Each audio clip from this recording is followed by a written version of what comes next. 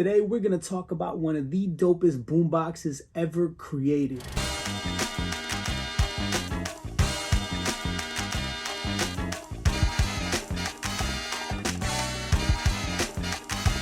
No turntable today because this thing is too big to put on any turntable and weighs too damn much. To the left of me, we have the Sharp VZ2000 boombox. This thing is the Bentley of boomboxes. It's about 27 inches by 17 inches by 7 inches deep and weighs 36.5 pounds, but I think they lied when they said that. This thing feels like it weighs 100 pounds, and it also takes 10 D-size batteries. This is one of the most amazing boomboxes ever to be released since boomboxes have been created, and I'm about to tell you why. The VZ2000 is one of the more interesting boomboxes because it has a built-in turntable right here. Boom.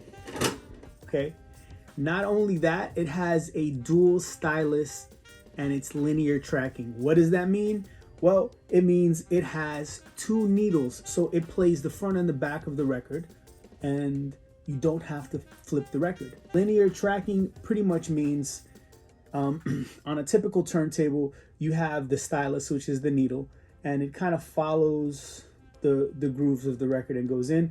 Linear tracking means the arm of the needle just kind of goes left to right in a linear motion. It's not really common because they kind of break easily. A lot of the linear tracking turntables never really got too popular because they were more of a novelty than a necessity. There's nothing wrong with a regular tone arm that just follows the groove of the record in the way that it was meant to go. So initially this thing came out in 1982 and became really popular because you could record an LP to cassette. Yes, this thing also plays cassette. When it came out, it cost 375 pounds, which is about 1,000 pounds today, which equals around 1,500 bucks. These things were not cheap. Ironically, you could find these on eBay for around 1,500 bucks to this day. I first saw this when I was on tour in the UK, and I was at a thrift store and they had it for about 300 pounds. And I was like, yo, this is crazy, because I'm always on the hunt for boomboxes, but there was no way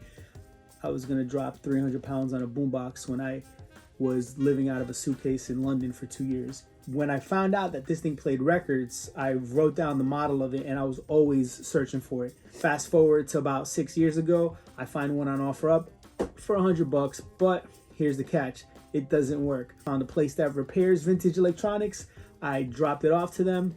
They had it for about 2 years and was never able to find any replacement parts or able to even tell me what was wrong with it, which leaves me in the place I am right now. This thing powers on, but nothing works. So if you're watching this video and you know anybody who repairs these things or can get parts or can help me figure out how to fix this thing, please leave it in the comments, shoot me some contact, because I really want to get this thing working. And when I do, I'll do a follow-up video and show y'all how it works. The boombox quickly became associated with urban society, particularly Black and Hispanic youth. The wide use of boomboxes in urban communities led to the boombox being called the ghetto blaster, a nickname which soon was used as a part of backlash against the boombox and hip-hop culture. Cities began banning boomboxes from public places as they became less acceptable on city streets and as time progressed.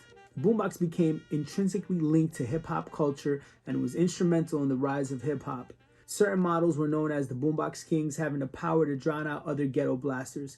They were frequently used in music battles. And that's a little history on the boombox. Other than that, thanks for watching. Make sure to like, comment, subscribe, follow me on Instagram. If I missed anything, if you have anything to add to this conversation, or you could help me get this thing back to life, leave it in the comments. I'd love to hear from you. Peace.